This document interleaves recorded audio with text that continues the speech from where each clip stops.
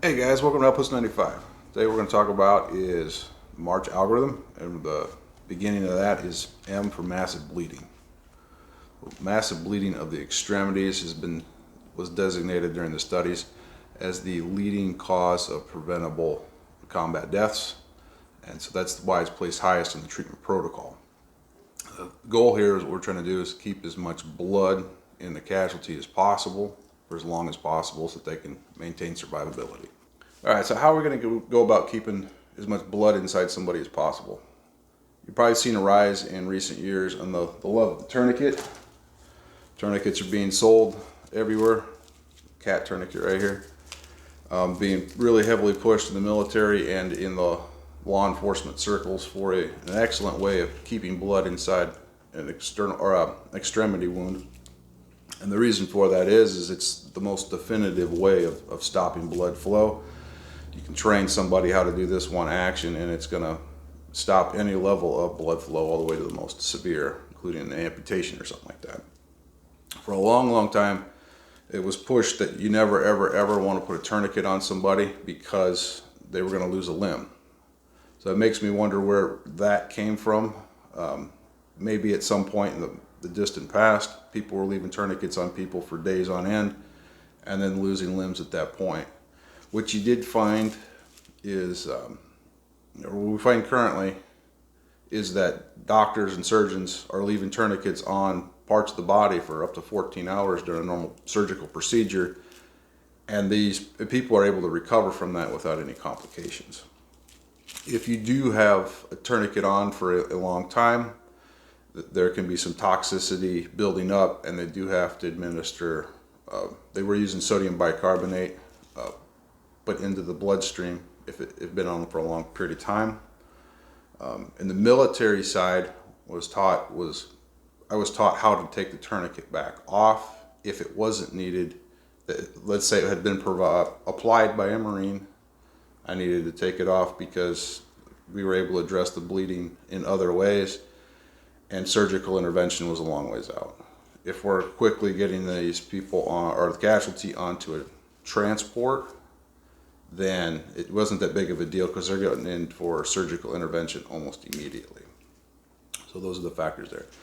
The civilian side, when I did medicine there as an EMT, we were under no circumstances allowed to take a tourniquet off once it had been applied, dealing with protocols and liabilities, and you try that in the civilian side and you get yourself in a lot of trouble. But properly trained medical personnel were allowed to and would take off tourniquets because they had gone through the tactical field care phase, and then now they were able to hold it with the other methods of addressing bleeding. We'll go over here in a second. Mostly your direct pressure or a wound packing. Tourniquet though, for layman end user, awesome piece of equipment. I keep one on my rig.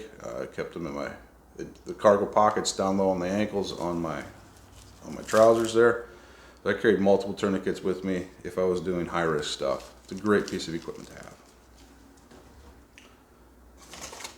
Combat gauze from Quick Clot. That's pushed hardcore. We'll go over this more in a wound packing phase, but this will help promote a clotting factor. It's good stuff. I think personally, regular gauze works really well. The difference with regular gauze and Quick Clot gauze is that the Quick Clot stuff is more fast acting versus the regular roll gauze or the combat packed in the sealed bag. This stuff worked just as well, it just took longer. So the combat gauze was cool, but I think that the reason I like to carry regular gauze more was because I could do more things because it lacked that extra feature. Regular wound dressings of more minor natures could be addressed. It was more multi-use because it didn't have that extra feature for it. So if space is a premium on what I'm carrying, I'm always going to opt more for just regular gauze versus the combat gauze. It's good stuff. It's just I think it's got different applications or more limited scope of applications.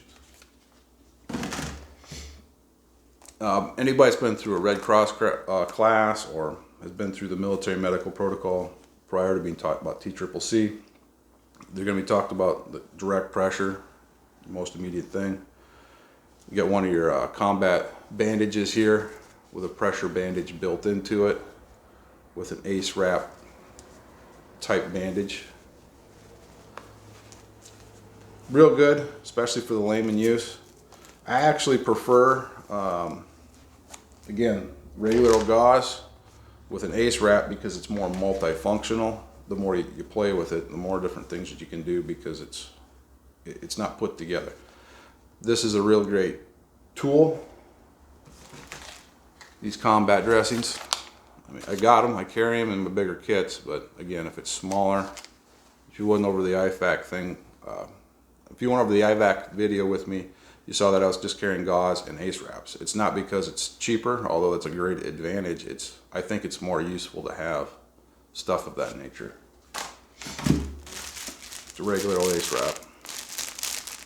What to worry about right now is keeping as much blood inside the casualty as possible because it is extremely difficult to replace in the field, and that was identified as the most preventable cause of combat death. Massive bleeding from the extremity. Thanks for joining us today. I hope you found something valuable. Please like and subscribe. God bless.